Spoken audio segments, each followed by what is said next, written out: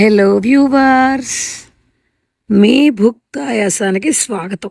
ములగాకు ఎప్పుడు తిన్నా మంచిదే, కానీ ఆషాఢ మాసంలో ములగాకులో అమృతం ఉందని పెద్దవాళ్ళు అంటారు.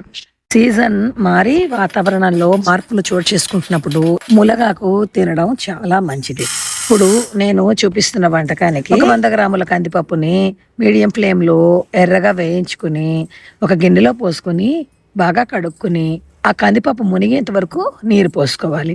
ఆ పైన 3 గుప్పిళ్ళ వరకు ములగాకుని వేసి పసుపు కూడా వేసుకుని ఒకసారి పైన కింద కలిపి కుక్కర్లో పెట్టి ఒక విజిల్ వచ్చాక సిమ్లో 10 నిమిషాల పాటు ఉడికించుకుని ఆపాలి. ములగాకు కొమ్మల్ని ముందు రోజు రాత్రి తడి బట్టలో చుట్టి పెడితే తెల్లవారేసరికి ఆకు రాలిపోయి ఫ్రెష్ గా కూడా ఉంటుంది. బిగినర్స్ కూడా ఈ కూర చాలా సులువుగా చేయొచ్చు. ఈ లోపుగా ఒక పావు చిప్ప పచ్చి కొబ్బరిని తురుముకుని పెట్టుకోవాలి.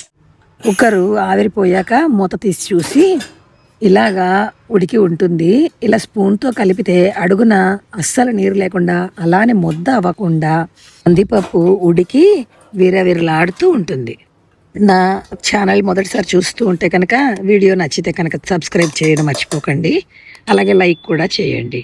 ఇప్పుడు పొయ్యి మీద మూకుడు పెట్టి 2 టీ స్పూన్ల నూనె వేసి అందులో మినప్పప్పు, ఆవాలు, జీలకర్ర, ఎండుమిరపకాయ ముక్కలు పోపు వేసుకుని ఆ పోపు అంతా బాగా వేగిపోయాక అందులోకి ఒక 1/2 టీ స్పూన్ ఇంగు వేసుకుని ఆ పైన కరివేపాకు కూడా వేసుకుని కలుపుకుని అందులోకి ముందుగా ఉడికించి పెట్టుకున్న ములగాకు పప్పుని వేసేయాలి. దాని మీదన ముందుగా తురిమి పెట్టుకున్న పచ్చి కొబ్బరిని కూడా వేసి ఆ పైన తగినంత ఉప్పు వేసుకుని కూరకి అన్ని ఫ్లేవర్స్ కలిసేటట్టుగా బాగా కలుపుకుని ఒక నిమిషం పాటు మూత పెట్టి మగ్గించుకుని ఆపేయాలి. ఉడికించి చేయడం వలన ములగాకులో ఉన్న ఔషధ గుణాలన్నీ అలాగే ఉంటాయి. నా వీడియో నచ్చితే like, subscribe, share. Thank you.